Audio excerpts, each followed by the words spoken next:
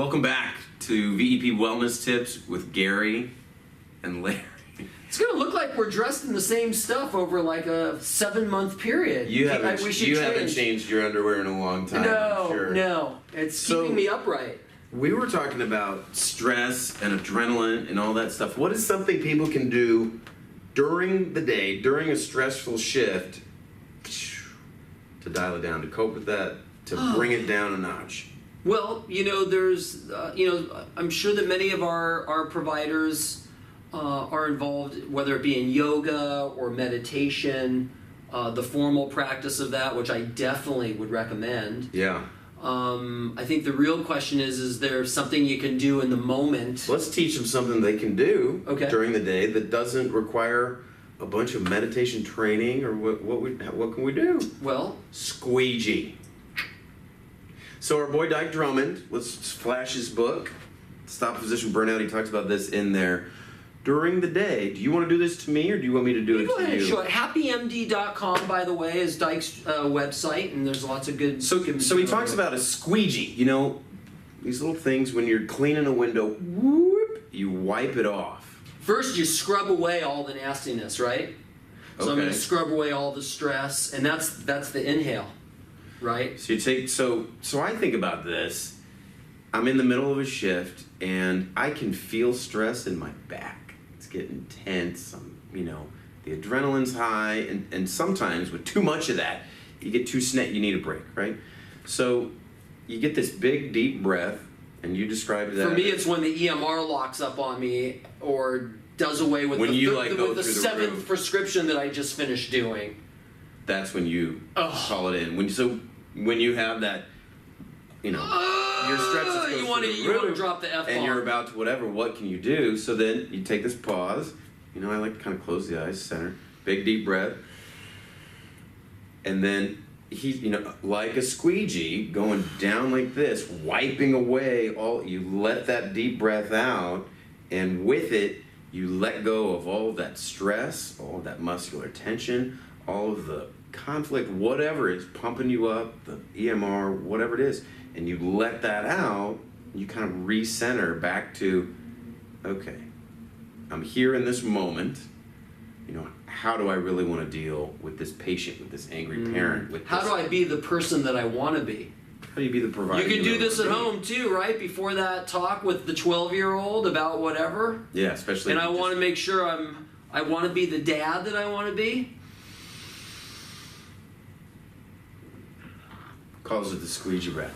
For me, this is kind of how and for me, a lot of it is awareness, just simple awareness.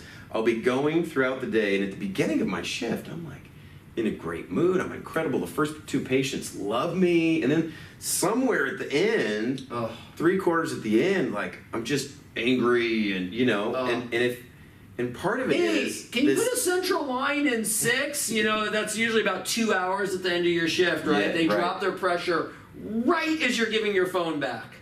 It's like they know the lactate spikes and their pressure drops as you are giving the clerk your ED phone back.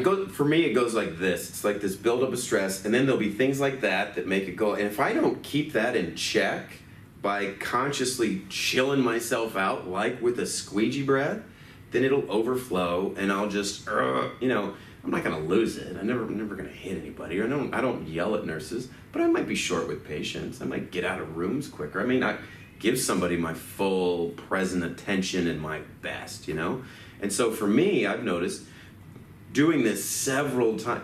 You could even do it like every time you go in and out of a room, just take a pause, take that breath, and then you're there and you go in. Then you come out and you're like, okay, what am I doing next? Just for me, like keeping that And down. it might not be just patient stuff, it might be, for those of us who are in the administrative world, your cell phone going off.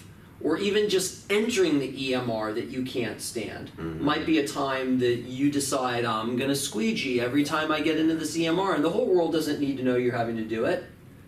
I think, like, for me, this kind of methods, call it squeegee, call it whatever you want. Decompression breath. Yeah, decompression breath.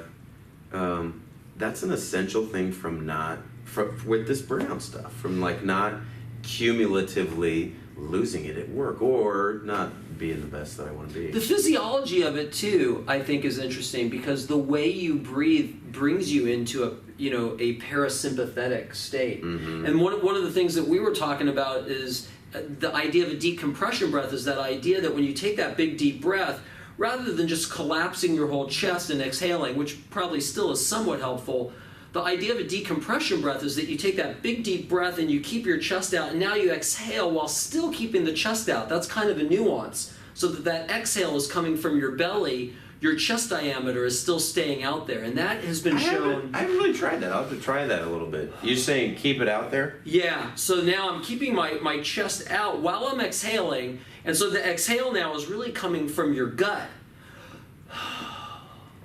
Maybe it's like added relaxation. Yeah, there's something about that physiologically that helps to really activate your parasympathetic system. Pardon me. You're dropping too much knowledge on Drinking me. a lot during this too can make you feel Why don't you take a squeegee for a second? We'll close this one out. So there's a good tip for you. Think about integrating that into your daily routine at work. Yeah. Patient satisfaction is important, but so is provider satisfaction. That's why we're doing this. You guys are a precious resource, so we need for you to be well. We all need to be well. We'll see you next time.